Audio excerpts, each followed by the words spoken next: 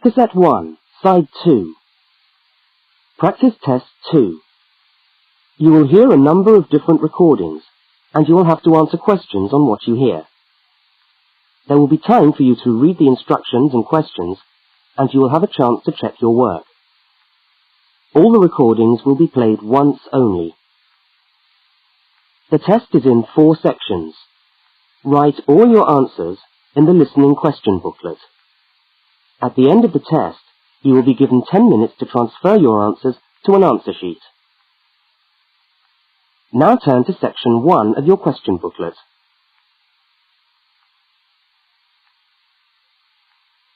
Section 1. In this section, you will hear 2 overseas students, Kate and Lukey, being interviewed by a university counsellor.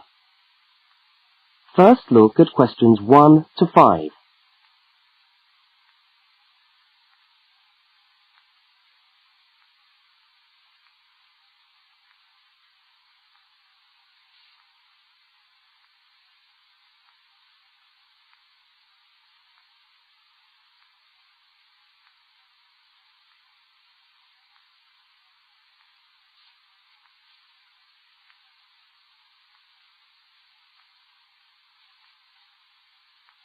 You will see that there is an example which has been done for you. On this occasion only, the conversation relating to the example will be played first.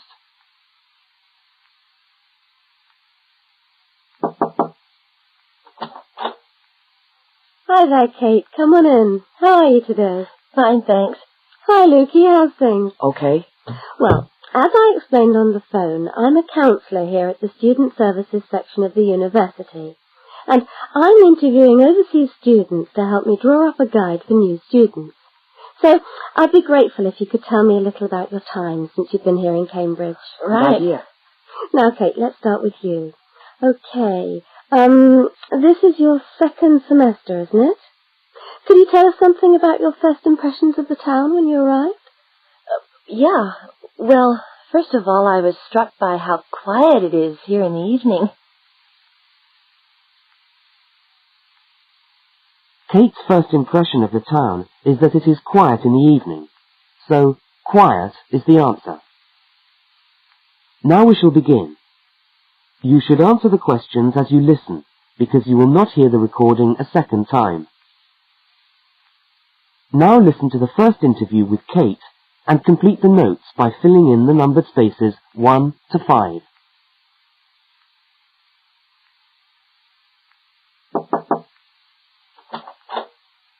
Hi there, Kate. Come on in. How are you today? Fine, thanks.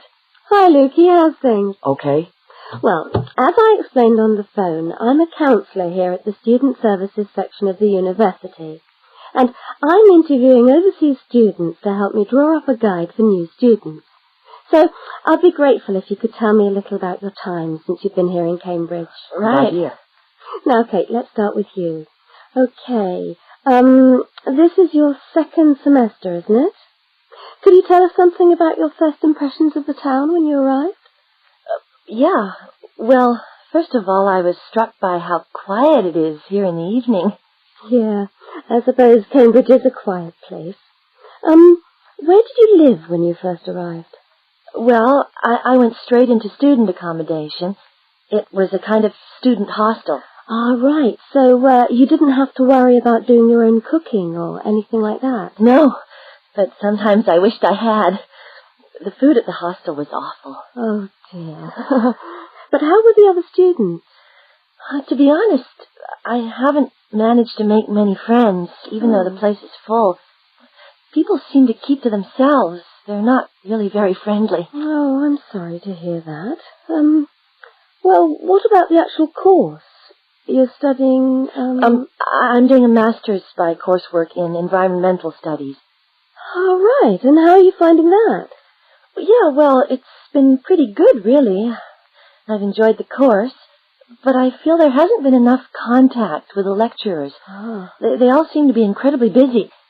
The only chance I've really had to talk to them was on the field trip. Well, that's no good. Mm-mm. Could anything be done to improve the course, in your opinion?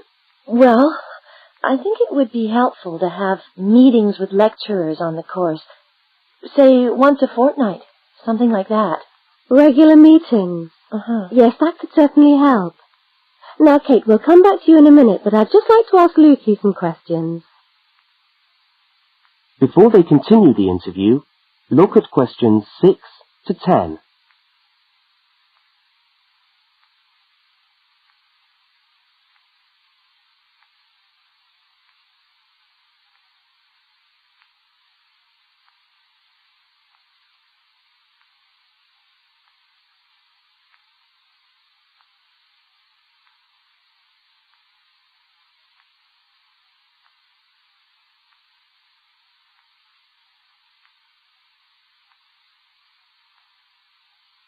As you listen to the rest of the interview, complete the notes.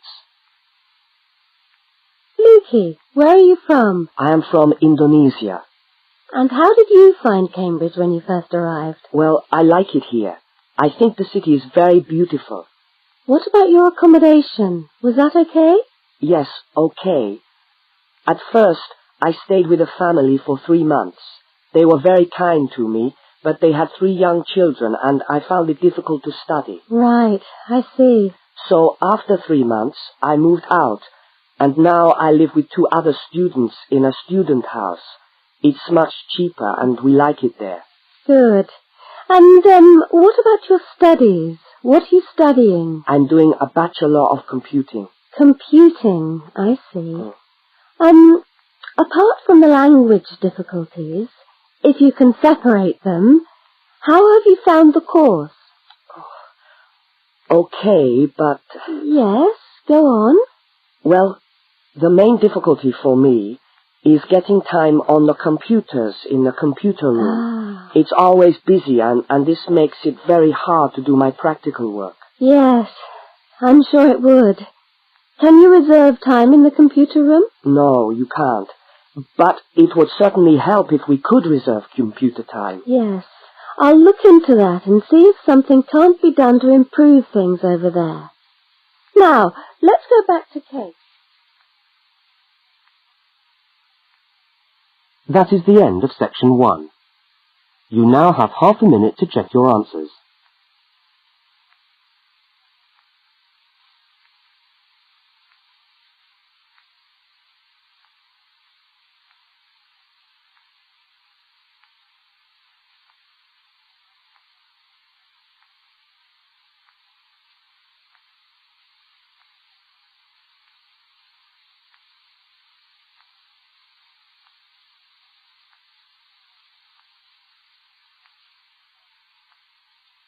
Now turn to section 2.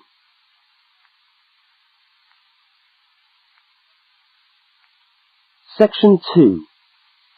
You are going to hear a radio talk about buying a bicycle. First, you have some time to look at questions 11 to 20.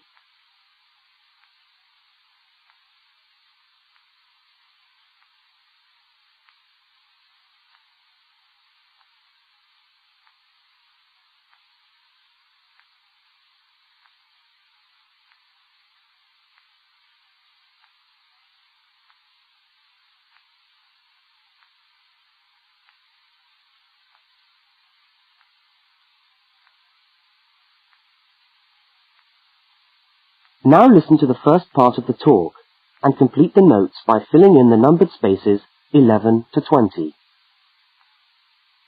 Well, last week we talked about buying camping equipment, and today I'd like to talk to you about buying a bicycle.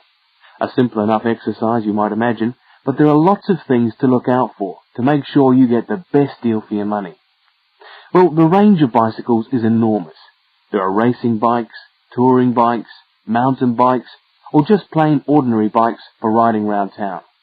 They vary enormously in 2 basic ways: price and quality.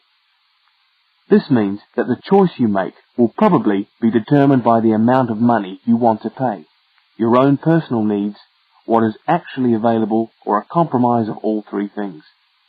However, in broad terms, you can spend anything from $50 to $2,000 on a bike, so you'll need to know what you're looking for.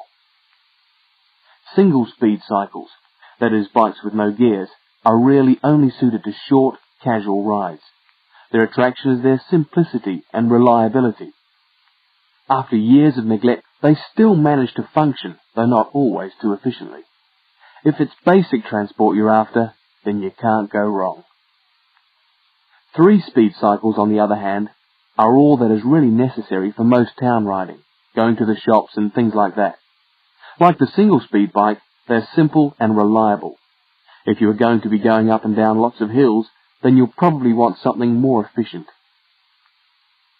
5 and 10-speed bicycles are best suited to riding over long distances or hilly terrain and to serious touring. So if it's serious touring you're interested in, get a 5 or 10-speed bike. However, it's worth remembering that the difference in price between a 5 and 10-speed cycle is usually very little, and so it's well worth paying that little bit extra to get the 10-speed one. So I would tend to recommend the 10-speed bike as the price is similar. However, you'll be getting better quality components. Now the next thing we need to look at is size. Buying a cycle is like buying clothes. First of all, you find the right size, and then you try it on to see if it fits. Contrary to what you might imagine, the size of the cycle is not determined by the size of the wheels, except in children's cycles, but by the size of the frame. So you'll need to measure the length of your legs and arms to get a frame that is the right size for you. Well, that's all from Helpful Hints for today. That is the end of section 2. You now have half a minute to check your answers.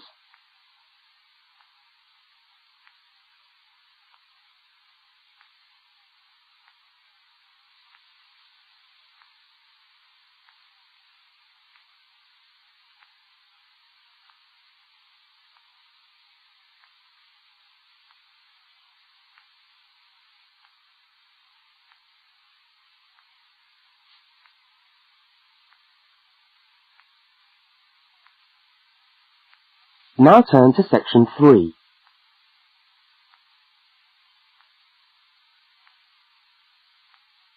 Section 3. In this section, you will hear a conversation between two students, Fiona and Martin, talking about a tutorial topic. First, look at questions 21 to 24.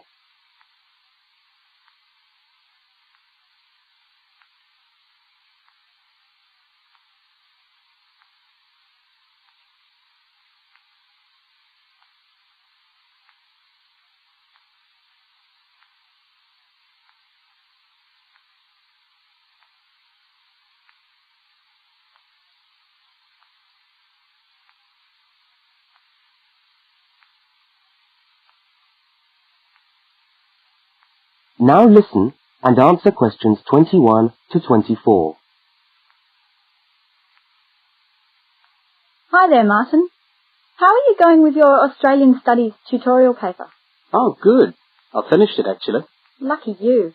What did you do it on? I'm still trying to find an interesting topic.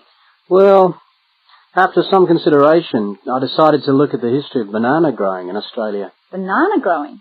Yeah, banana growing. Fascinating, I'm sure. Well, it's not as boring as you'd think. And I wanted to tie it into the work I've been doing on primary industries and the economy. Anyway, I bet there are a few things you didn't know about bananas. Such as?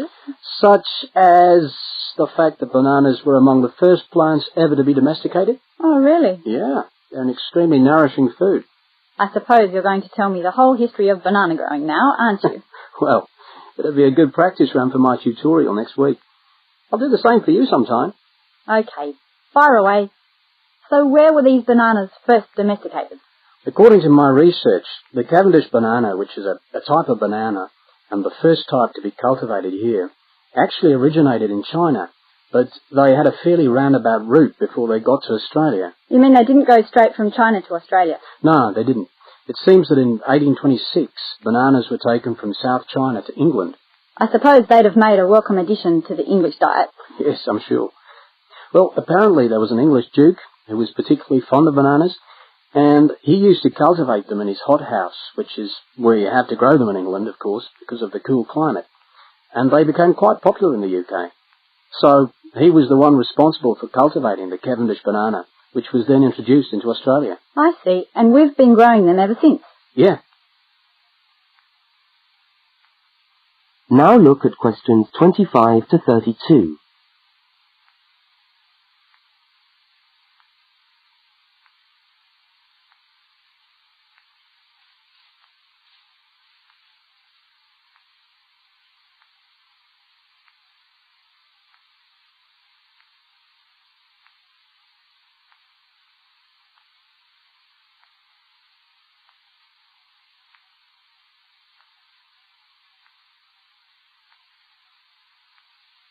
As the conversation continues, complete Martin's notes. Are they hard to grow? Well, yes and no. To grow them in your garden, no, not really. But to grow them commercially, you need to know what you're doing. You see, you only get one bunch of bananas per tree, and it can take up to 3 years for a tree to bear fruit if you don't do anything special to it. But this period is greatly reduced with modern growing methods, particularly in plantations where you have perfect tropical conditions. Right. So what are you looking at? 1 year? 2 years? No, around 15 months in good conditions for a tree to produce a bunch of bananas. And once you've got your bunch, you cut the bunch and the plant down. So how do the trees reproduce then? Well, bananas are normally grown from suckers, which spring up around the parent plant, usually just above the plant. They tend to like to grow uphill, or at least that's the common wisdom. So that's why banana plantations are usually on hillsides, is it? Yeah, they grow best like that. That's interesting.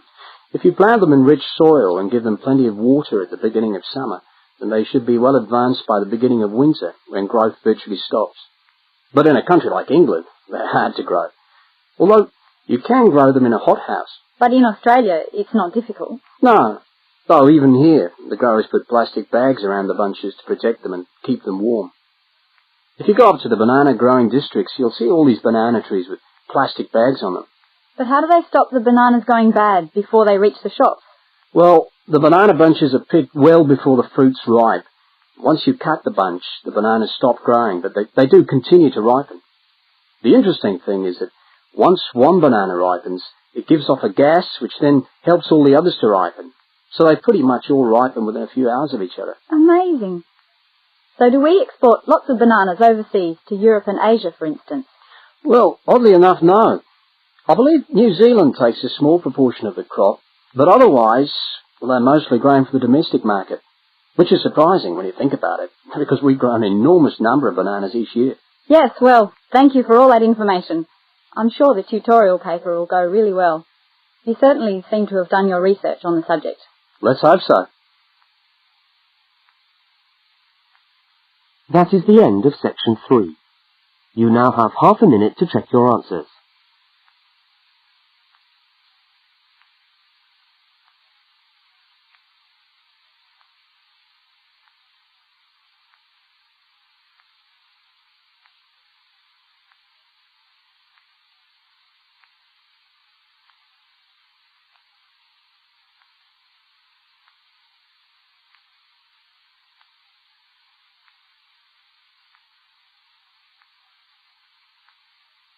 Now turn to section 4.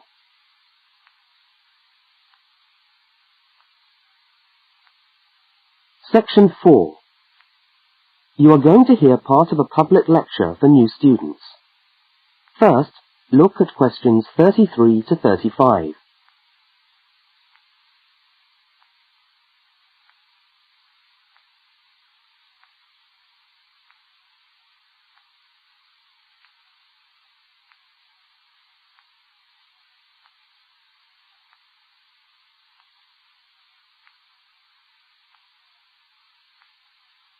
Now listen and answer questions 33 to 35.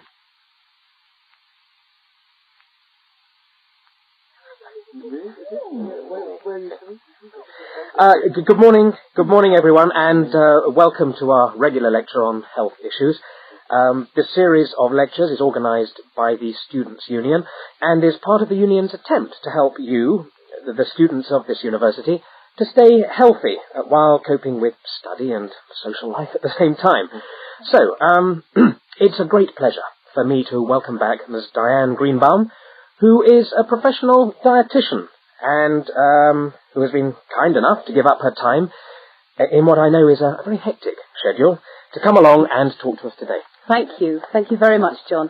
May I say it's a pleasure to be back. Now, stresses at university, being away from home and having to look after yourselves, learning your way around the campus, all contribute to making it quite hard sometimes to ensure that your diet is adequate.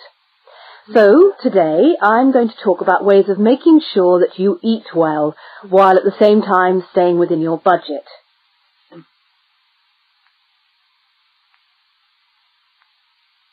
Now look at questions 36 to 41.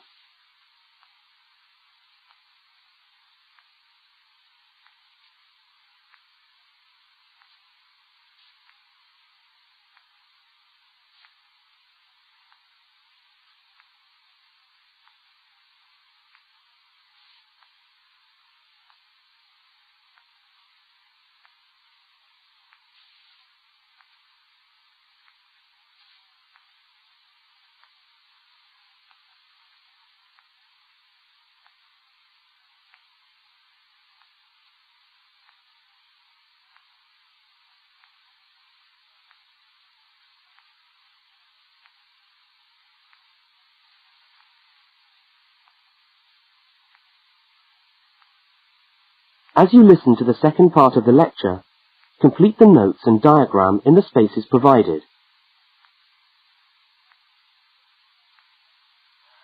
If you have a well-balanced diet, then you should be getting all the vitamins that you need for normal daily living. However, sometimes we think we're eating the right foods, but the vitamins are escaping, perhaps as a result of cooking, and anyway, we're not getting the full benefit of them. Now, if you lack vitamins in any way, the solution isn't to rush off and take vitamin pills, though they can sometimes help. No, it's far better to look at your diet and how you prepare your food. So, what are vitamins? Well, the dictionary tells us they are food factors essential in small quantities to maintain life. Now, there are fat-soluble vitamins, which can be stored for quite some time by the body, and there are water-soluble vitamins, which are removed more rapidly from the body. And so a regular daily intake of these ones is needed. Okay, so how can you ensure that your diet contains enough of the vitamins you need? Well, first of all, you may have to establish some new eating habits. No more chips at the uni canteen, I'm afraid. Now, firstly, you must eat a variety of foods. Then you need to ensure that you eat at least 4 servings of fruit and vegetables daily.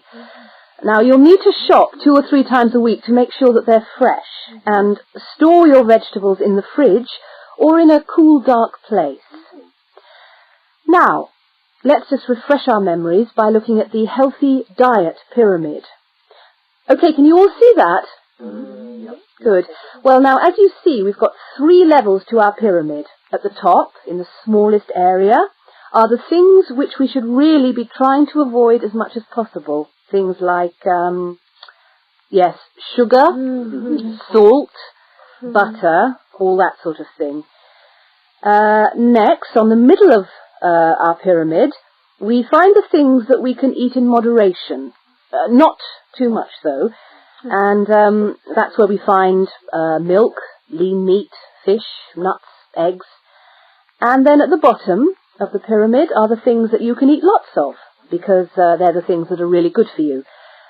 Here we have bread, vegetables, and fruit. So, don't lose sight of your healthy diet pyramid when you do your shopping.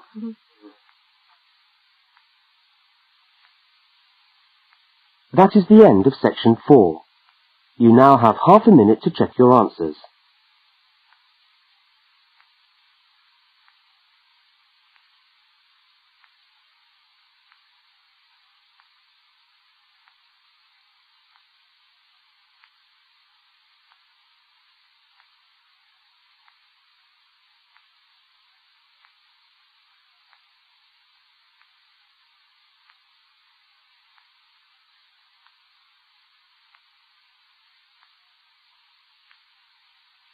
That is the end of the listening test. You now have 10 minutes to transfer your answers to the listening answer sheet.